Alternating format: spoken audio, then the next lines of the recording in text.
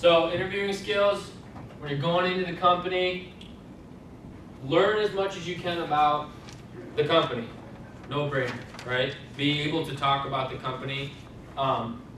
Be able to show that you care about getting the job. And that's what this conveys. If you're able to talk about the company, then it shows you care. So learn about the job, what it entails, and learn about the people if you can. Talk to as many people from the firm as you can before, or company. If you have resources, reach out to them. Learn as much as you can about, and really what the people means is the culture at the company. Know your resume, I already hit on it. All this stuff is good stuff. Be able to explain something that isn't on your resume though. So they look at your resume, they talk about everything, and a lot of times people ask, is there anything that you wanted to talk about just in closing? And you can bring something else up that isn't on your resume. Don't make it the diamond, but make it something good that you can kind of casually come up with in conversation. Obviously, if you have something really, really good, throw it on the resume so it sticks out and they can ask about it. LinkedIn. LinkedIn, yeah. Great As a example. way to not stalk people, but to get more information about people in the company. Right, exactly. So anticipate questions that you might be asked. You can go online and find a million different things, right? What I would say is, if you have resources within the firm, find out their interview style. Do they do a behavioral type interview style? Do they do like a conversation-based interview style like you'll see with us? Do they typically try to run you through the ringer a little bit during the interview? Those are good things to know, right? And if you know that, then that's going to make it a lot easier to prepare answers to questions. And then just be confident. If they ask you a question that you don't know, just be confident. Take your time, and I think that might be later, but take your time answering things. You don't have to answer right off the bat. In fact, I'd encourage most people to get more comfortable with silence, especially in an interview situation, because it's going to happen, and if you are really thrown by that, that could kind of make or break the rest of your interview, especially if it happens early, right? So be prepared to ask questions as well. Find out exactly what you're going to do if you don't know. Where can I go with this firm? What kind of education is there to help me to get there? And then ask for advice. That's one good question that Jeff usually asks throughout his interview. Yeah, one question I like to ask, and it sort of depends on who you're interviewing with, but it's a great way to get them to talk and then also to compliment them at the same time, is to come up with something like, well, you're obviously very successful in your position, and I just want to know if you have any advice for me, as a student or a recent graduate, to get to where you are. And so that shows them that you're really serious about the career, and it also lets them talk more about themselves and is a compliment to them. So That's nice. that's a good one. Go ahead and use it. So. Does BDO ask behavioral-based questions? And no? I think for the most part, it's really conversational based. Okay. We won't run you through a set list of questions. Right. I think that for the most part, people feel really, really comfortable when they come to interview with us, which is on purpose. Right. We won't ask you the behavioral stuff, but we'll find different ways to get that, bring that out in a natural setting, rather than point blank putting you on the spot, Sure. asking you weird questions. But you guys interviewed with several different firms, so were there any out there that actually asked those behavioral questions, and if so, could you just give them an example so they have an idea of it? Mitch, any? Yeah, there was, I interviewed with Plant Moran on campus, and they have like a laid out paper with just questions front and back, and they just go down the line. So I was uncomfortable in that situation. I definitely like the conversational aspect more in an interview, but you got to be prepared one way or another, because if you don't do your research, I guess you're not going to know what to expect. And I do know, like Raymond Group, they like behavioral. Yes. They're a CPA firm. They like behavioral questions, and from your auditors last session, they said just, you need about 3 different scenarios, because you could probably use the same 3 scenarios to answer, you know, tell us about a time that, you know, you took a leadership role in a team, or tell us about your biggest failure. So if you have a couple stories, it doesn't have to be from school, it could be from your work experience, sports experience, but if you have a couple different scenarios, you can then relate the stories in different ways. There's also the career fair, all college career fair coming up on October 21st, and a lot of corporate employers do like to use behavioral interview. So you do need to think about those scenarios and anticipate ahead of time, so you're not sitting there, you know, deer in the headlights when they ask you. You have some situations that you can tweak, you know, depending on what's being asked, and you feel comfortable telling the story because, you know, you've anticipated. And I think you should prepare for a behavioral type interview. Yes. Because most firms do a behavioral type of interview. And then if it does happen to be a conversational, you're even more prepared for that interview. So, and my advice for that, and Mitch says prepare, what I like to do in that kind of situation is I will write out the story and then I will put it away. Writing it out will make me think of, like, go through it step by step, because you're putting the thoughts on paper, but then to make sure that it doesn't sound rehearsed, put it away and then kind of think about it, maybe rehearse it without just reading it. That's what I did when I was in your guys'. That's great advice. And I think asking questions is key, because if you're not asking questions, the employer's not going to think that you're interested in the company. So you should definitely have questions prepared to ask them. So during the interview, kind of already talked about it. Self-confidence, huge. Dress, I'd say for our firm, so we're business casual at our firm, and any one of us today is dressed appropriately. We have jeans days on Fridays, and right now, because it's a little bit busier time, they've given us jeans days every day. So Jeff is dressed appropriately for being at the job. If you want to walk down the middle, maybe do a few turns. No. But for the interview, it depends on the company. For BDO, even though we are business casual, I would just recommend wearing a suit, right?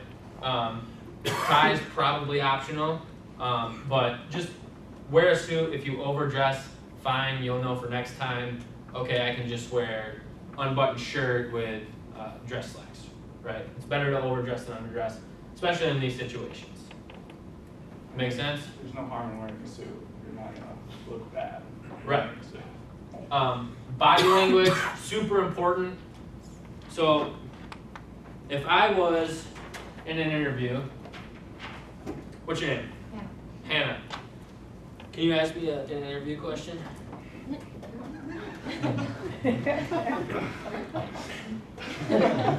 Go ahead and ask me anything. Could be my favorite color. What's your favorite color? Well, my favorite color is blue. And the reason I like blue is because I look great in blue. Now, I could have said the exact same words, sat up, leaned in, chest high, all the good stuff, eye contact, and it would have meant a lot more. I know it's kind of a silly example, but No. your body language, what you say matters. What you look like while you say it matters more, right? All of this stuff is just to convey the message that all the stuff that we talked about earlier. Do you care about the job? Are you able to do the job? Are you a good fit for the company? Right? So just act like you already have all that stuff taken care of. Don't sit back, be comfortable. You guys all look fine the way you're sitting right now. Nobody's dozing off. But maybe Judy is a little bit. I don't know. This is kind of a weird one. Accept refreshments. Have you ever gone into somewhere and they say, would you like a cup of coffee? And I would typically, just being, I guess, like the person I am, I'd say, no, I'm all right. Just accept the refreshments. It puts the interview or the meeting on a good note, right? And if you don't want coffee, say, I don't really want coffee, but if you have water, then I'll take some of that, right? And that just, like I said, you're accepting something from them. You're getting the interview on kind of a yes track, right? You want to put that message in their brain right from the start. So just accept refreshments. It's great. Plus you get water or coffee or whatever. Bring extra copies of your resume. You might think that you're interviewing with one person. There could be 5 there, right? And if they're having to toss the resume around, even if they don't expect you to have extra copies, if you go, I've got extra copies for each of you, that's going to be impressive, right? You thought about it. So just bring extra copies so you're ready. What's that? I'll do the head flick. Okay. Probably good advice. Answer questions directly. So I think that you take care of that type of thing when you are confident. Usually when this comes up is when you are thrown a little bit by a question, right? So my advice to you is when you have a question that you're really not sure how to answer, just think first. Be comfortable with silence. Take a few seconds. Collect your thoughts. Organize how you want to tell them, and then say it. You don't have to answer right away. And it's way better to take a few seconds and answer directly than to try to get there through your story by just rambling. Okay? And the next thing is talk slowly. If you're in an interview and you are going a million miles a minute, then they understand, like, people will understand that you're nervous, but they want you to seem poised and confident, right? So talk slowly, because you're still probably talking too fast, right? Even when you're trying to talk slowly. So it's just really important to emphasize, slow down, be confident, I'm a boss, I can do this, they already want me, right? Then you go in there and then that's what happens. Yes sir? I've heard that you should like talk at the same pace as the interviewer, kind of like a connection. I can't really explain it, but No, I think that's a good note. It's not something that I've honestly dealt with. I can see where that would make sense. If somebody is used to talking at a fast pace and you go in there and you're kind of behind them, then they might think that you're not prepared. So I think that makes sense. But also, be you at the same time. If somebody's a really fast talker, then let them be them and don't try to match them because you're probably not as good at it, right? So just be you as much as you can. And I'd say that more of the problem is talking too fast instead of talking too slow. So, for whatever it's worth. Taking notes during an interview. Anybody do that? Why do you do it? Just to give them like a recap or something, I don't know, to understand what the company's about, and look over the notes. Actually, Sherry made me take, well not make me, advised that I took notes throughout the interview to see what kind of questions they asked, and so to give them feedback. So Sherry's sniping some interview questions, I like it. You raised your hand, correct? Yeah.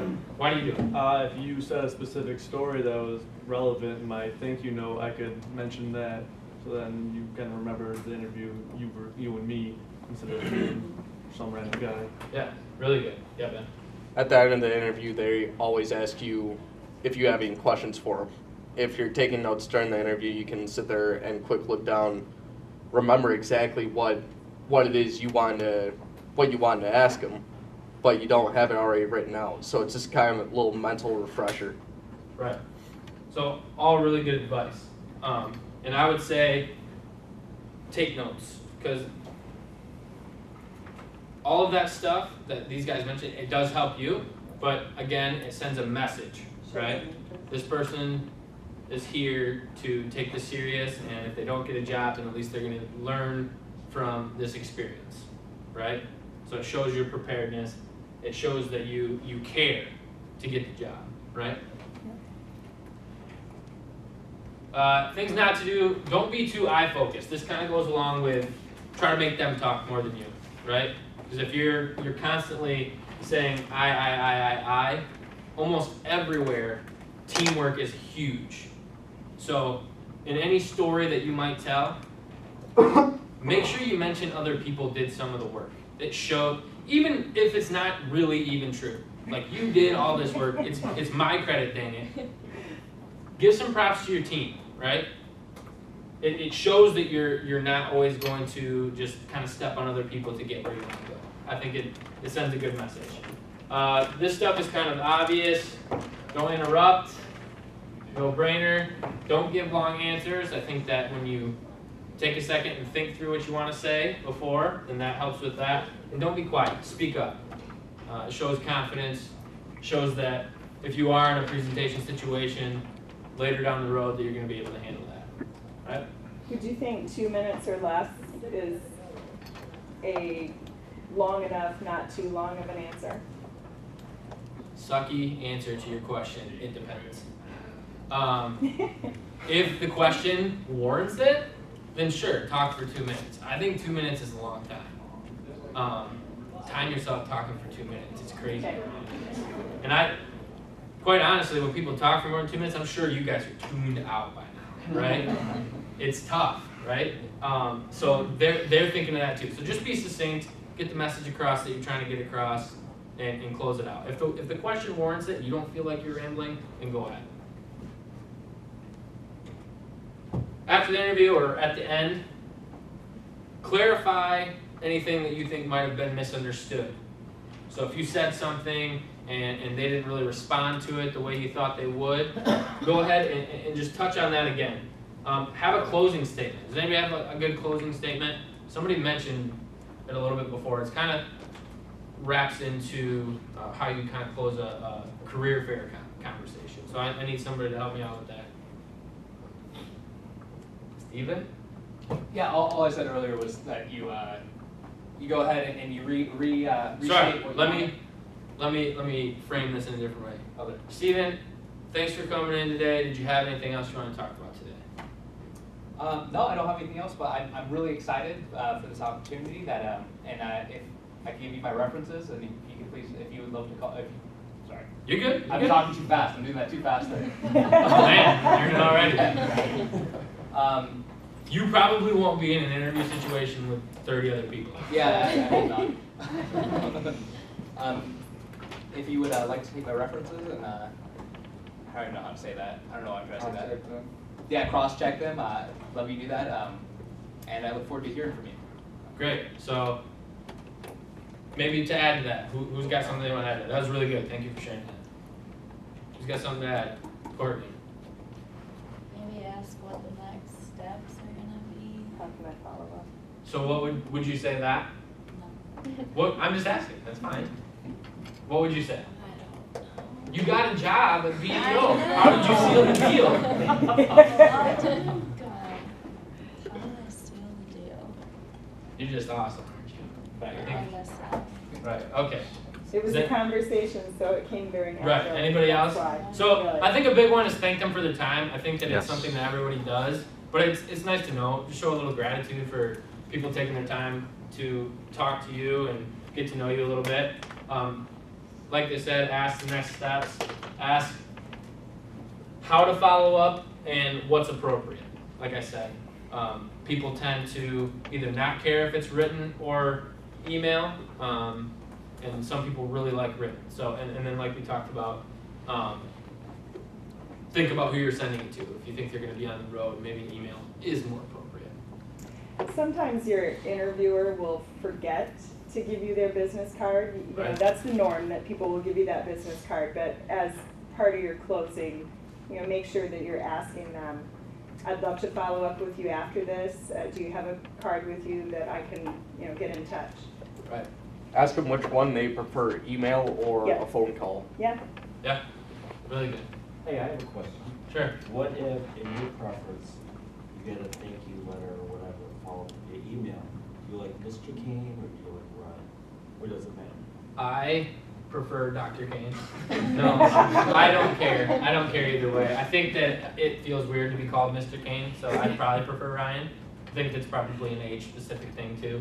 But to be safe, I think Mr. or Mrs. or Miss, that's always tricky for me too when it's a female. But I think Should be we Ms. say MS. Mr. or Yeah, I would use the last name as much as possible. It shows a little bit of respect, and then, like for me, I don't care, but there is some people that would care. So just err on the safe side, right?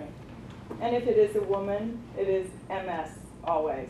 Always. Just because you don't know for certain whether they're married or not, and some people are offended and others aren't, and so Right. Ms. instead of Miss or Mrs. Great advice.